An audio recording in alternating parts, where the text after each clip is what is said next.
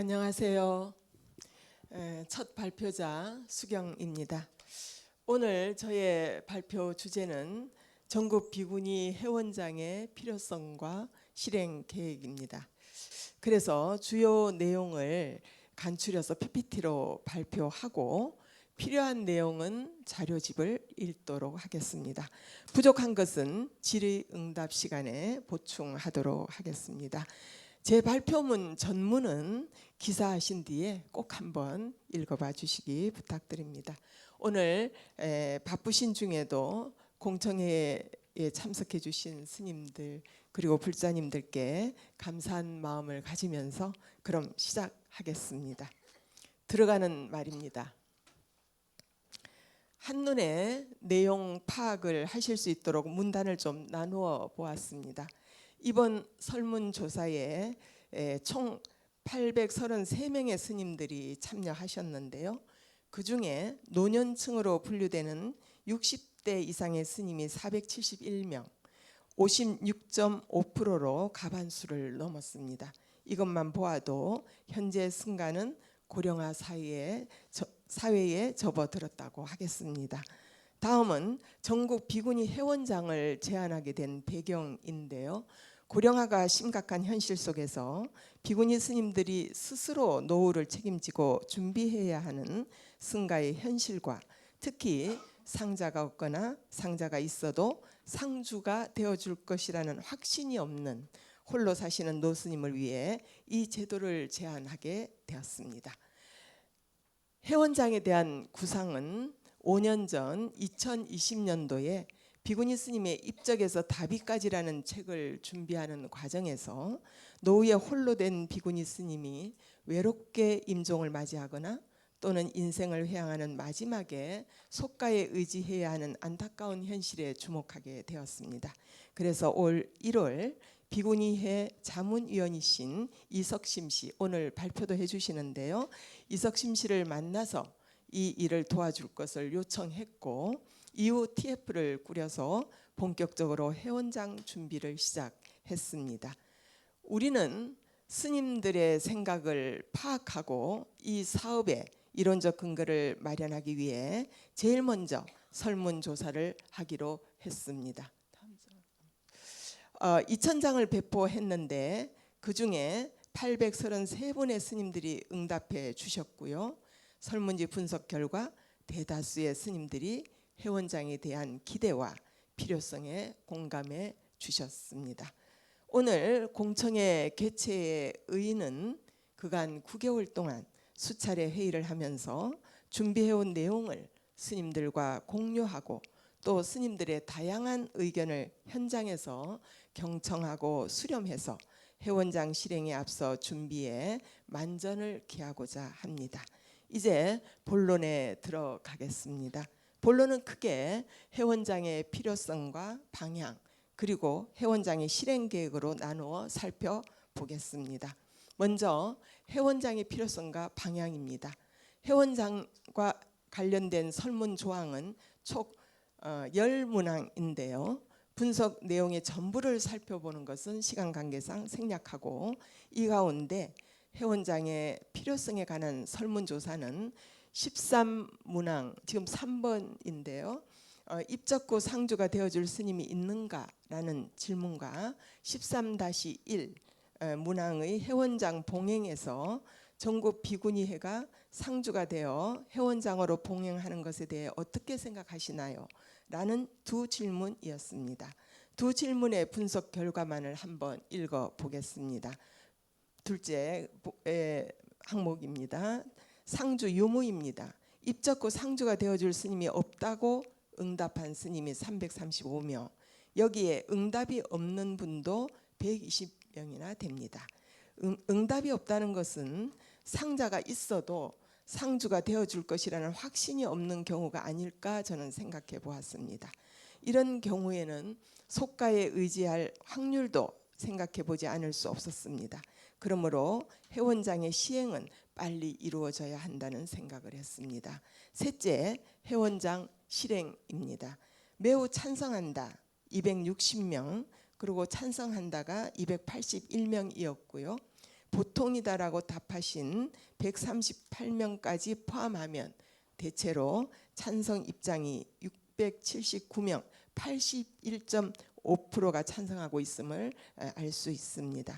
이것은 스님들이 자신의 입적에 대해 고민하고 있음을 나타내는 방증이라고 하겠습니다. 이 두 문항만으로도 이 시대의 회원장은 반드시 실행되어야 할 과제로구나 하는 결론을 내렸습니다. 다음은 설문 17문항에서 입적 후 장례 절차에 대한 설문조사 내용을 한번 살펴보겠습니다. 다섯째, 장례 절차입니다. 스님은 입적 후 다음에 장례 절차 중 어떤 것을 원하시나요? 라는 질문에 빈소를 차리고 3일장을 희망하는 스님이 554명이었습니다. 이 중에서 빈소, 화장, 상골, 49제까지 희망하는 스님이 395명으로 가장 많았습니다.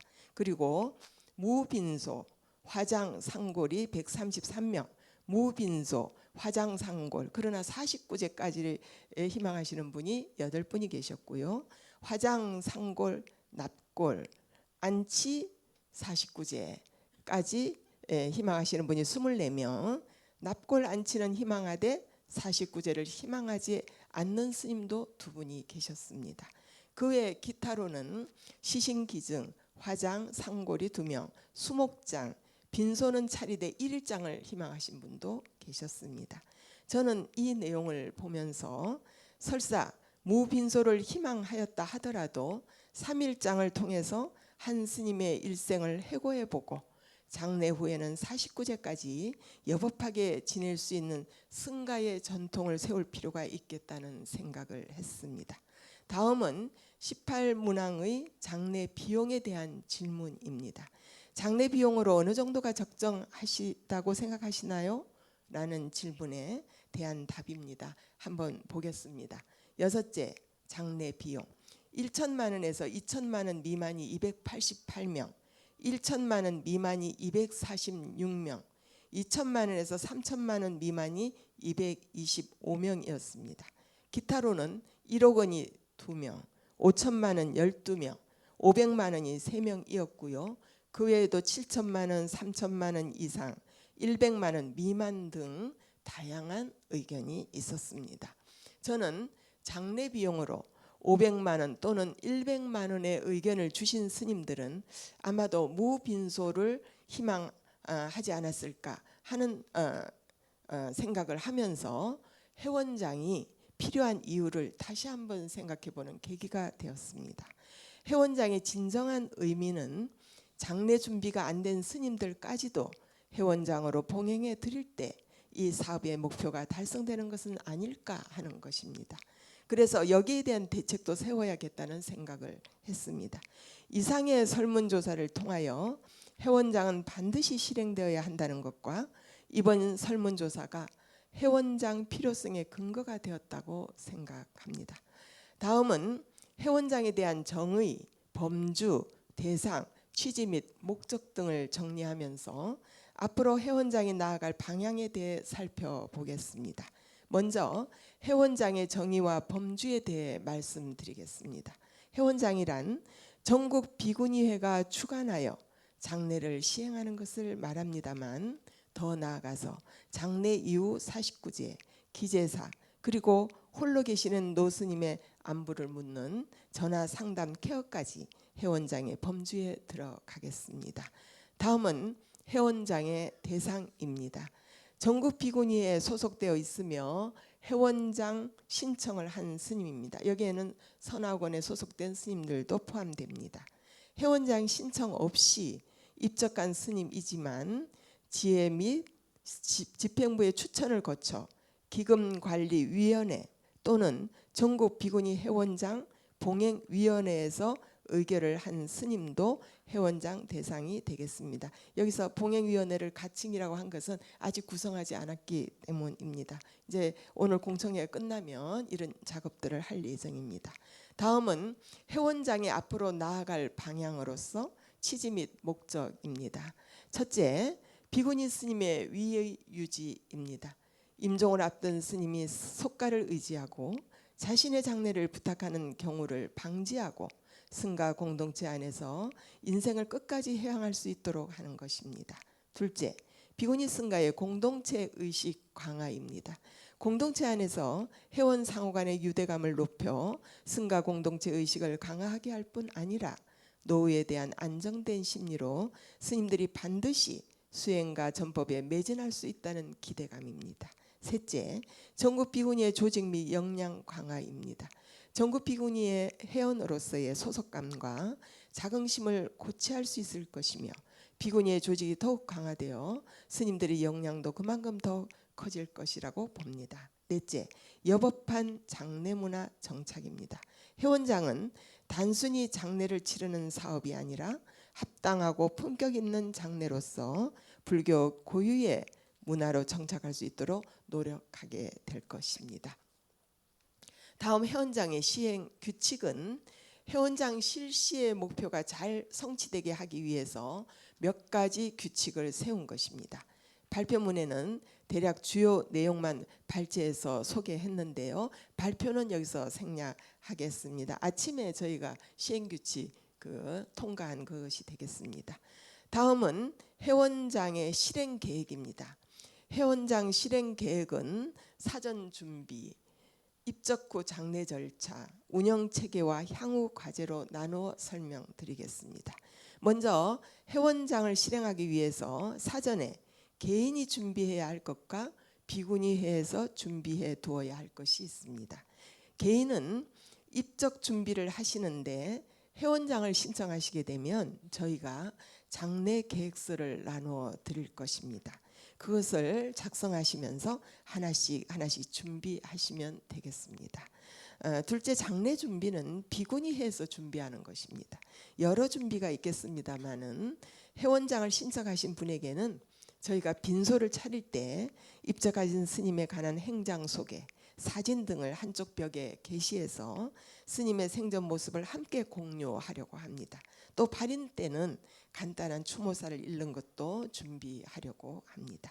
다음 입적 후 장례 절차는 먼저 회원장 봉행위원회에서 장례 계획서에 준하여 회원장 규모를 결정하면 또 여기에 준하여 장례를 치르게 됩니다.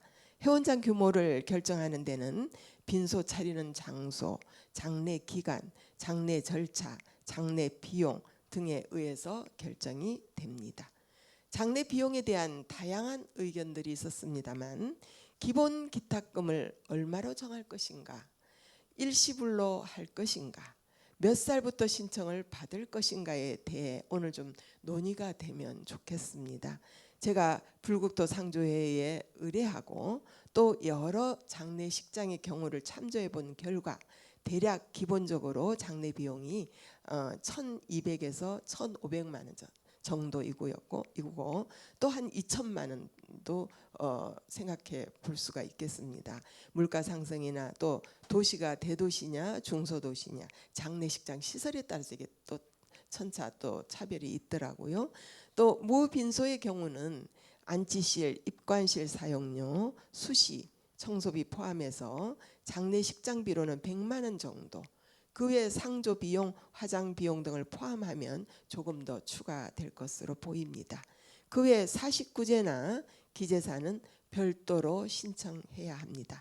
그 규모도 신청금에 따라 달라집니다.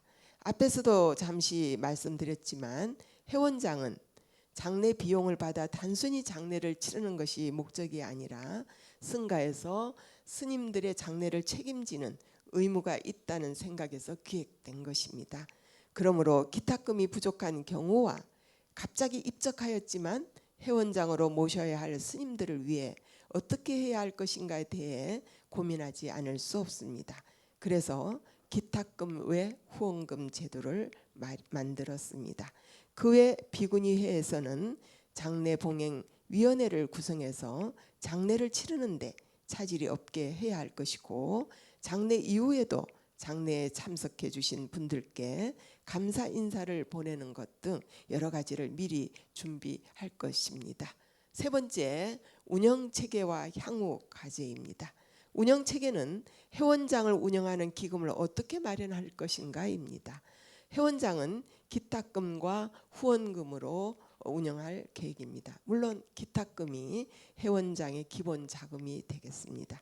기탁금이란 장례 비용인데요. 회원장을 신청하는 자가 자신의 장례 비용으로 내놓는 금액을 말합니다. 후원금 제도란 기탁금 외에 기부하는 비용으로 회원장을 신청하는 스님이 만약 경제적으로 여유가 있을 시에 자기 외에 다른 스님의 장례 비용에 도움을 주기 위해 기부하는 돈과 그 외 사부 대중이 회원장의 뜻에 공감하여 부시하는 기금을 말합니다. 예를 들면 오늘 축하난도 보내주셨는데요. 수원사 해주 세영 스님께서는 매년 500만 원씩 저희들에게 후원해 주시겠다고 올해 벌써 입금을 해 주신 그런 경우가 후원금에 들어가겠습니다. 후원금으로는 장례에 드는 순수 비용 외에 드는 비용, 예를 들면 인건비 등을 포함해서 장례와 관련된 그런 모든 비용에 쓸 예정입니다. 또 자금 관리 및 회원장 운영을 위한 조직 체계는 어떻게 할 것인가입니다. 기탁금, 후원금의 자금 관리를 위해 기금관리위원회를 구성하겠습니다. 언제 어디서라도 회원장이 원만히 진행될 수 있도록 상설봉행위원회를 구성하겠습니다. 기금을 관리하는 기금관리위원회와 장례를 맡는 회원장 봉행위원회 두 조직이 수레의 두 바퀴처럼 함께 운영되도록 하고, 이러한 운영은 비구니회의 소임자가 바뀌어도 흔들림 없이 운영될 수 있도록 별도의 운영 체제를 갖추겠습니다. 향후 과제에 대해서는 자료집을 참조해 주시기 바랍니다. 맺는 말은 자료집 45페이지를 봐주시기 바랍니다. 제가 읽도록 하겠습니다. 오늘날 우리 한국 사회는 고령화와 무연고 사망, 돌봄 공백이라는 큰 문제에 직면해 있습니다. 전국 비구니회가 회원장을 추진하는 것은 단순히 종단 내부의 복지를 넘어 사회적 책임을 실천하는 길이기도 합니다. 이는 불교가 현대 사회의 고령화 문제에 응답하는 모범적 사례가 될 수 있으며 불교의 사회적 위상 제고에도 크게 기여할 것으로 기대됩니다. 이상으로 회원장 시행을 위해 다각적으로 살펴본 실행 계획을 문답이라는 형식을 통해 다시 한번 요약 정리하는 것으로 결론을 대신하려 합니다. 첫째, 전국 비구니 회원장 시행 의도는 무엇인가? 종단의 승가 복지가 매우 제한적인 데다가 비구니 스님들에 대한 노후 대책은 거의 이루어지지 않고 있는 것이 현실입니다. 따라서 고령에 접어든 많은 비구니 스님이 노후와 자신의 장래를 걱정하고 있습니다. 이번 설문조사에 의하면 상주가 되어줄 상자가 없다고 응답하거나 상자가 있어도 상주가 되어줄지 모른다고 응답한 스님이 과반수 이상입니다. 이것은 스님의 장래가 속가에 의존할 수밖에 없는 환경에 노출되어 있음을 의미합니다. 이에 전국 비구니회에서는 평생 승려로서 수행해온 비구니 스님을 승가에서 책임지고 회양해야 한다는 의지를 가지고 회원장을 구상하게 되었습니다. 둘째, 회원장의 의와 취지 그리고 비구니 승가에 미치는 영향은 무엇인가?